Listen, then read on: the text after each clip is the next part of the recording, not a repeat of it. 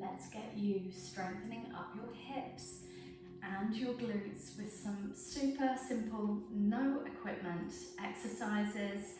All you need is an exercise mat, just for comfort, and we're starting with our clamshells. So you'll want to lay down on your side, support your head if this feels comfortable, otherwise you can stretch your arm out, maybe you'll want a cushion here or a head block.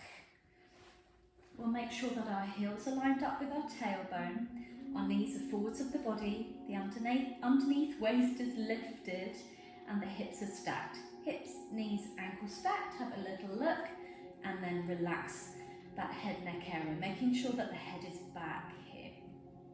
Feel free to hold on to the floor, put the hand on the thigh, or my favourite is roll that shoulder back and down, hold the hand beside the ear so that the shoulder is released away from the ear. Exhale, squeeze the heels together and release. We're not allowing the hip to roll back here, so we are just isolating the top of the thigh bone in that hip joint. So we've done 4. See if you can manage 4 more. Please stop at 4 if you need to. You can build your way up to 8. 7. Keep breathing. 8. If you've had enough, have a rest. Otherwise, feel free to level up with me. Keep this underneath waist lifted. Lengthen the spine. Don't work so hard that you sink. Keep that underneath waist lifted. Here we go. Exhale for effort. If you're finding this is a little burny, you can stop after 4. This is 3. Just keeping the abs gently under control. 4 more. Keep that neck relaxed. 3, 2, feeling this, and 1. Release it down. Take a moment to just wiggle and stretch if you need to. So next up, we are lengthening the top leg along the mat. So keep the bottom leg where it is. Lengthen that top leg, still keeping that underneath waist gently lifted so that the spine is long. You're not going into a sinking scoliosis position.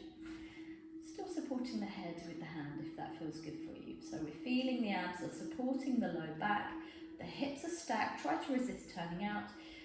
Kneecap forwards, point, flex, squeeze that thigh down. So you're providing the resistance here. Point, flex, squeeze. Feel free to place a hand to the back here to feel the muscles engaging, or you can return here or hold on to the floor. So that was 4. See if you can do 4 more. 4. Imagine you're popping balloons between your thighs. Under control. Smooth and gliding movements here. That would be 8. Take a moment if you need. Otherwise, lengthen that leg. Point or flex. Flex is good for people who tend to cramp from having pointed toes there. You can choose. If you've got low back pain, you may want to do this with a bent leg. Keep it in parallel.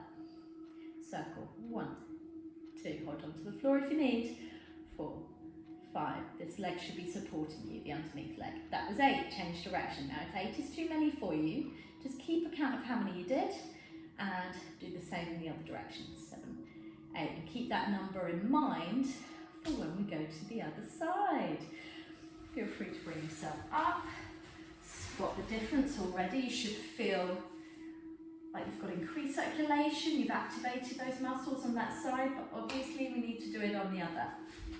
Just a gentle warning that we tend to start with the side that is stronger. So maybe the second side will feel a bit more challenging, or maybe it'll be easier. So don't worry about judging it, just notice. Check that those heels for clamshells are lined up with the spine. So you're lining up your spine with the front of your mat, supporting the head in a way that supports you. Maybe there's a cushion there, underneath waist drawn in. Abs are supporting you, shoulders relaxed. Exhale, squeeze the heels together and release. Clicking is optional. Exhale, open. Inhale, release. Feel free to hold on to the floor if that feels better for you. If you feel like you're falling back, don't let that hip roll back. Good. That was 4. Feel free to rest if this is entirely new to you. 5, 6. Still breathing. 7. Keep that neck relaxed. And 8. Take a moment if you need. You can always pause the video. Squeeze the heels. So we're not losing that underneath waist here. Still feeling activated, both sides of the waist. Shoulders are easy. And this is 4. You may want to stop here. See if you can do more. Try and match what you did on the first side. 6, 7, still breathing. 8. Well done you. Just let that sink in. Still with the strong underneath waist, so we're not just sinking into the floor. Lengthen that top leg lined up with the spine. Have a little look. Just check it's not falling behind you. You'll go into the low back there and you won't like that. If you've got stripes on your leggings, it really helps. Hold on to the floor if you need. Otherwise you could be here or here. Lift, parallel. That means your kneecap is facing forwards, as is your toe. Point or your toes. Flex and squeeze. Hopefully you've got more than one. Point, flex and squeeze. Popping balloons between thighs. That is 4. Can you do 4 more? Try and match what you did on the first side. Write it down if you have to. 3. Squeeze. So you're providing that resistance there. 2 and 1. Are you ready for your circles? Pointed or flex foot, bend the knee if the low back complains. Circling. 1. Trying to keep your core strength here. 5, 6, 7, 8. Other way. 1, 2, 3. Hold on to the floor if you need. 5, 6, 7, 8. Gently lower with control. Bend. Let this hip relax. Good. So we're going to ease out the hips now with some stretches, just to bring the circulation back to that area and to redistribute any lactic acid or waste materials that might cause you to feel a little sore tomorrow or the next day. So we plant our feet wide, knees wide, the width of the mat, then we roll onto one side, and you're finding those sore areas of the hips, of the glutes. Right, maybe further back that you feel it, so you'll have to bring your weight onto your arms. Just keep those shoulders away from the ears. Or you might be feeling it a little lower down, so you'll have to sit yourself up. This can be challenging for some people. So make it manageable for you. You shouldn't be sweating your way through this, sweating and shaking. Should feel nice to get moving. So hopefully this combination of strength and mobility will make you feel really good. And it will support you in your day-to-day activities. Whether that's walking, gardening, sailing, whatever you love to do. If you've got nice strong hips, the knees will tend to be happier, as if they had personalities, but you'll be getting less aches and pains. Up and down the chain, the body is like a kinetic, a moving chain. So if we're strong here, we'll feel better lower down, and then further up. Maybe the low back's been a bit tender lately. It would be good if you had strong hips to help support that. So that's your moving mobilizer, just to get yourself feeling a little better. And for the figure 4 stretch, you have options. Now we've all got different bodies, so find the one that works for you. Feel free to try all of these and then stick with the one that feels good.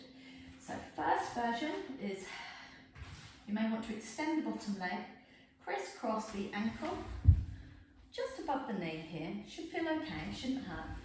And then you're going to, might take a bit of strength for some, bring that supporting leg up.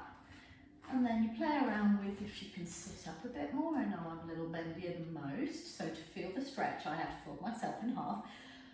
If you're back here and you can feel it, that's fine, believe me. So that's one version. All of these stretches are going to make you feel good in the long run. Might be a bit tricky at first. So again, cross that ankle over and above the knee. Draw that underneath leg up. I'm trying to push my sternum, my breastbone, through and slightly above my shin here. So again, we all have different mobility. I don't want you to bring the shoulders up to the ears. Good. Breathe into it. This may or may not be a big stretch for you. Next version is a lying down one, which is very nice. But it depends on how tight you are on the shoulders. You may need to put a cushion or a small Pilates ball underneath the head and neck. If you're you're very tight in the upper traps here. If you feel pain and discomfort here, pop something underneath the head until you feel good. And then we're going to bring one leg in towards you. Keep the tummy strong. Press the low back into the floor. Bring the second leg up. Crisscross that leg over the top. Now you can just pull this shape in towards you. I'll turn so you can see. Here. You may feel that as a stretch. If so, wonderful. If you don't, you are going to, lots of spinning today. Can you see that? So we've got this figure 4 shape. Flex this foot. You can flex this one as well if you prefer. And then you pull that shape towards you. Did you enjoy all that rolling around? Trying to keep the front of the pecs open and relaxed. Get that cushion under there if you need it.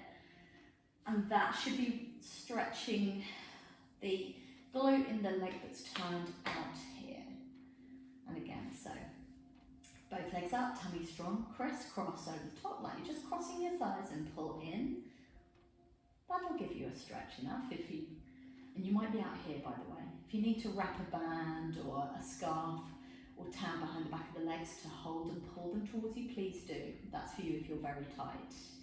Otherwise, slide that leg along, creating that figure 4 stretch here. Flex, flex. Most people seem to prefer this because it helps them to find length here in the foot. Pull that in, and again, use a prop like a towel or a scarf to bring that towards you, and you should feel your stretch. One final option for you is to use the wall for assistance. It can take a little bit of undignified wiggling to get into place, but it's worth it in the end. So you come close to your wall. I'm probably about 15 centimetres, if you do metric, away from the wall. Then I'm going to roll to face it, lay on my back, quite far away actually, right, there we go. And then we crisscross here, we're here again. This is for very tight people, so 15 centimetres away from the wall will be good. They'll already feel that now, and then they're going to walk that foot down and feel the stretch, and it helps to support the leg. If you're not feeling it yet, bring your bottom closer to the wall, if you're a bendy one like me. We'll do the other leg, and pull that foot down the wall. Hopefully you won't be making marks on your walls. I will not be held responsible for marks on walls, okay? So make sure you're wearing clean socks. Good, I hope you enjoy all of those. Let me know how you get on. I'll be very excited to hear how much better your hips are feeling. And remember that an Epsom salt bath is a wonderful thing to help reduce delayed onset muscle soreness along with your stretching. Don't say I didn't warn you. If you'd like to see any more videos like these, please hit the subscribe button and check out my Pilates playlist. See you soon.